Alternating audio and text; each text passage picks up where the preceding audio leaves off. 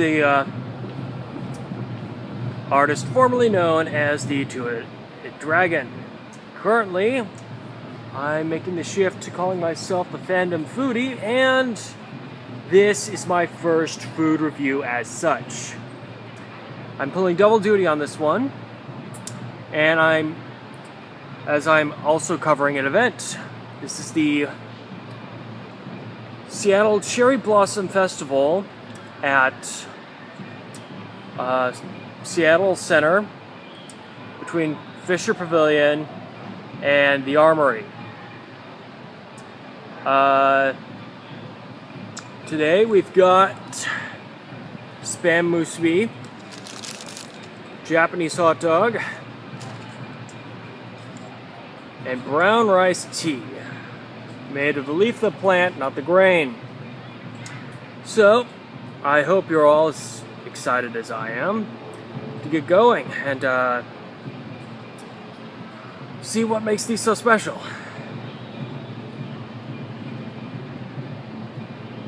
Besides, nothing like a kielbasa sausage with veggies to go with your taiko drumming.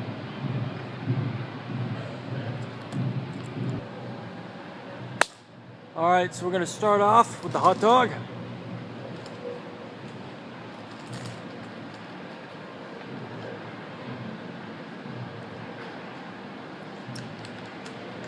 It's a bit much to handle, according to the bun.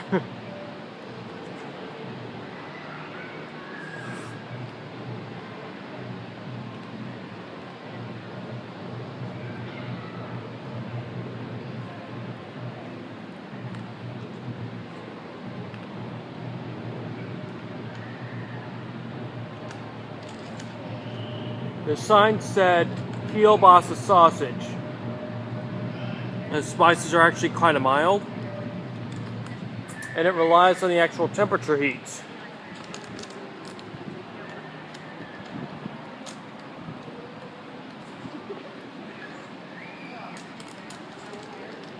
Pretty good though.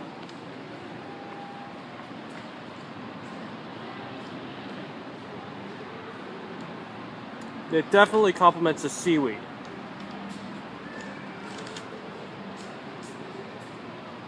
You can see the ginger and the mayo and the green onions are on top. But if you look closely, there's grilled bits of the bulb onion underneath.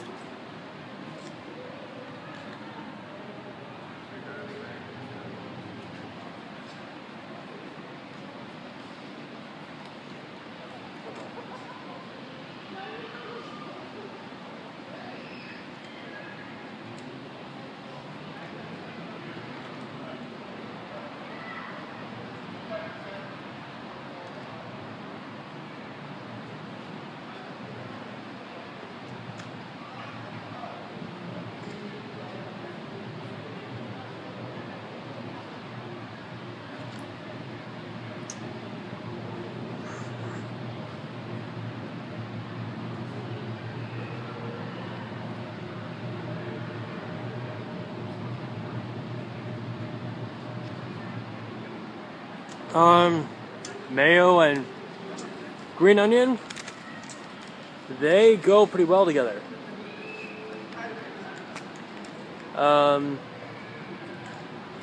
However, they drown out the ginger.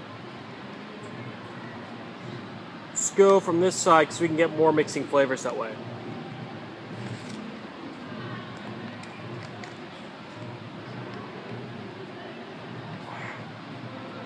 So the size of the bun and how high the toppings stack up, it's a little hard to get a bite with them in it and the actual hot dog.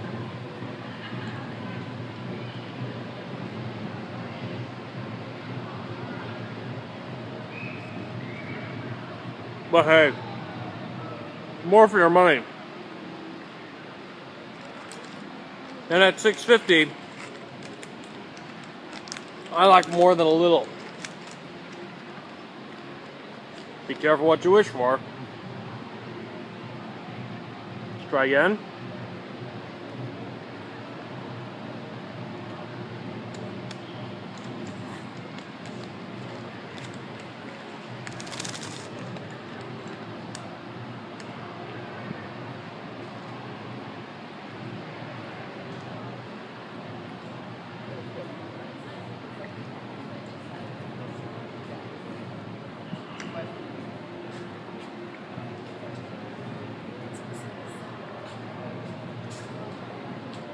Great.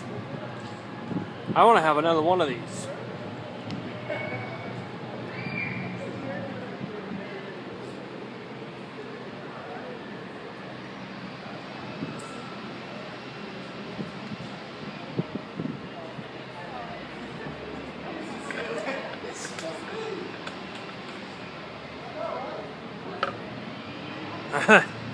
I still need to cleanse my palate.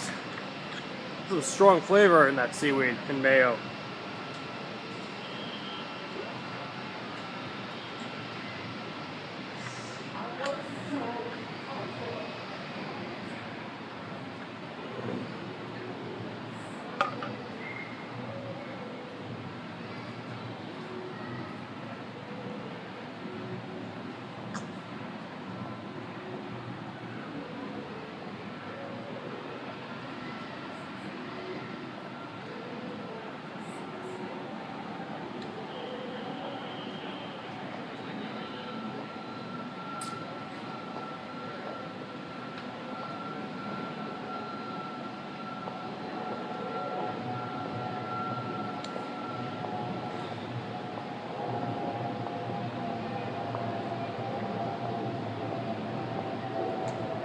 There is no sweetener in this tea.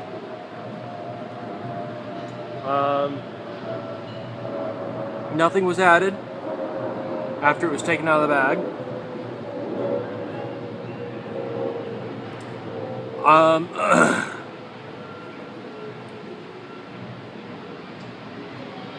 I heard a recommendation of it once before.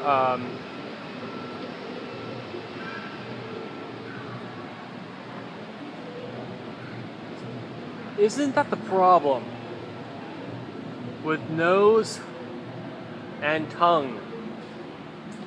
There are just so few adjectives to really describe them.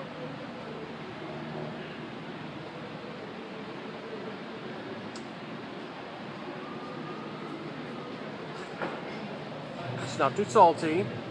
Actually, it's not salty at all. It's not sweet, particularly. It's only mildly bitter, so much so I wouldn't actually call it bitter. I can just tell that there's some bitterness there.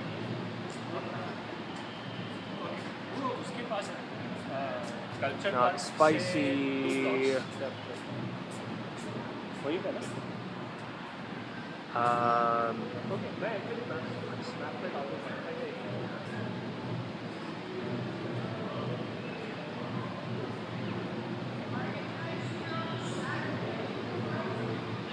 Okay, taste buds failing.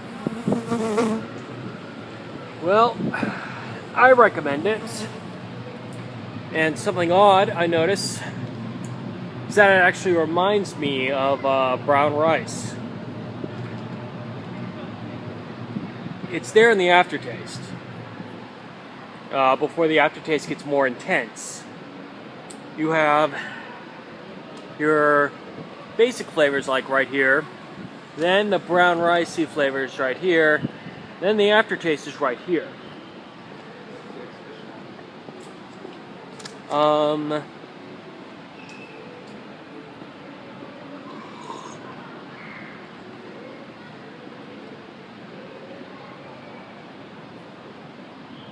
Call me crazy, but I think this could go with some molasses and sugarcane.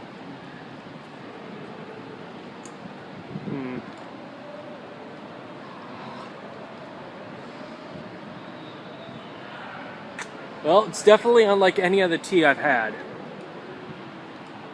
And I still have some Stash brand caramel sea salt black tea waiting for me at home. I've gone through a lot of teas. Earl Grey green tea, orange spice black tea, licorice I actually haven't actually had marshmallow tea, but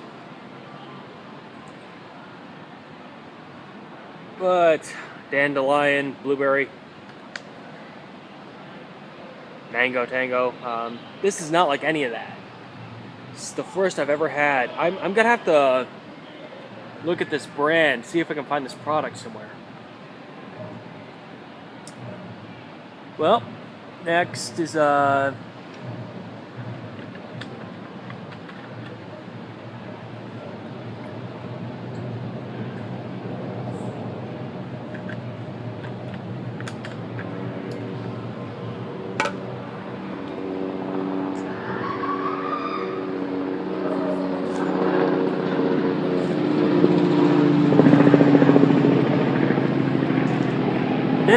is moving into an indoor location. Indoor location right off to deal with the choppers. Can't exactly control what's available when I go to these things, but that would be a nice thought. Okay, so you can see Spam is protruding on one side, not the other. There are two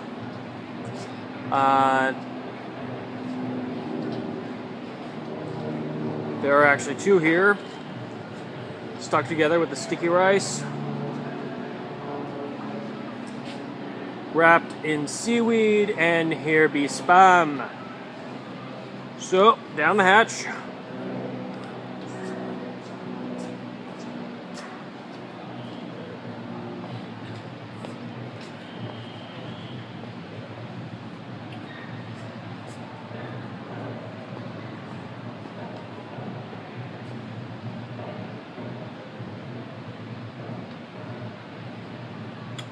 I taste the seaweed. I taste the sticky rice. I don't taste the Spam. This is like the first Spam I've ever had. Or maybe Spam just has no flavor. Yeah,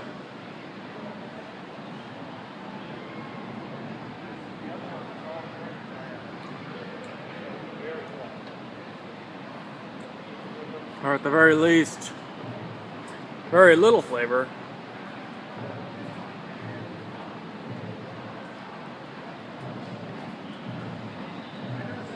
So, that's some good rice. I wouldn't offer this to anyone's grandfather, but that's because Spam got subsidized so heavily in the military that I keep hearing stories about people who came home and never touched Spam again, even when generations later it started trending a comeback with fresh original stuff like this. A shame. I actually enjoy this. I see what's catching on. Alright, well, that's it from today. I'll be back in the future with more tasty treats and my thoughts on Captain America Civil War. See you then.